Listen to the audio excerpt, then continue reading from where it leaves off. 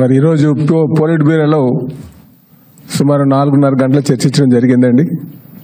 అయితే ముఖ్యంగా మరి పార్టీ సంస్థాగత నిర్మాణం మీద కూడా చాలా కూలంకషంగా చర్చించడం జరిగింది. ఈరోజు మాకు విజయవంతంగా మెంబర్షిప్ చేసుకోగలిగామండి. ఏపీలో సుమారు 1,22,905 మెంబర్షిప్ మన ఆంధ్రప్రదేశ్లో చేయడం జరిగింది. అలాగే తెలంగాణలో 1,74,367 చేయడం జరిగింది. అండమాన్లో 4,245. మొత్తంగా ఈ 3 ప్రాంతాల్లో కలుపుకుంటే 1,02,01,517 మెంబర్షిప్ పూర్తి చేసుకున్నామండి. చాలా అంటే ఫస్ట్ టైం మేము 1,00,00,000 మెంబర్షిప్ చేరుకోవడం జరిగిందని చెప్పి ఈ సందర్భంగా తెలియజేస్తున్నాం. అయితే దీంతో మాకు ఒక స్ట్రక్చర్ వేసుకున్నాం, ఏదంటే క్లస్టర్ యూనిట్ బూత్ అని. దీంతో పాటు ఇంకా కొంచెం కింద స్థాయికి వెళ్ళాలి. ప్రతి ఇంటికి ఒక తెలుగుదేశం పార్టీ, ప్రతి 40 ఇంట్లకి ఒక తెలుగుదేశం పార్టీ కార్యకర్త ఉండే విధంగా మరి కుటుంబ సాధికార సారథులు అని చెప్పేసి వాళ్ళు కూడా వేసుకోవాలని ఒక నిర్ణయం తీసుకున్నామండి. గతంలో వేసుకున్నాం కానీ పూర్తి స్థాయిలో మేము ఇంటిగ్రేట్ చేసుకోలేకపోయాం.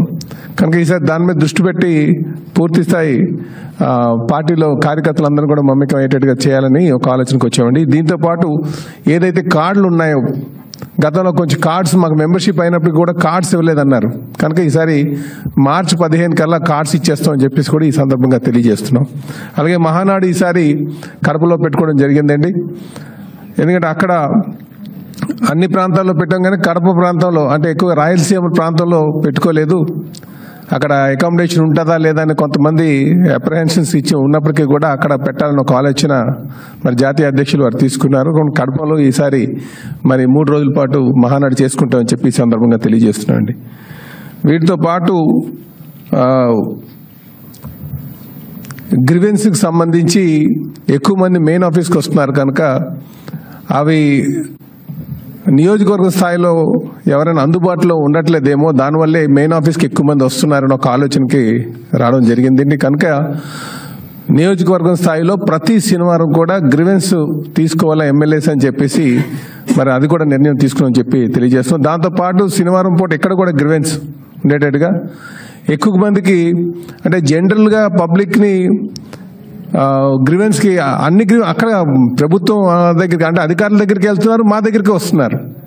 అయితే నియోజకవర్గ స్థాయిలో దాన్ని హ్యాండిల్ చేయాలనే ఉద్దేశంతో మరి ఎమ్మెల్యేస్ అందరూ కూడా ప్రతి శనివారం తీసుకోమని చెప్పడం జరిగింది.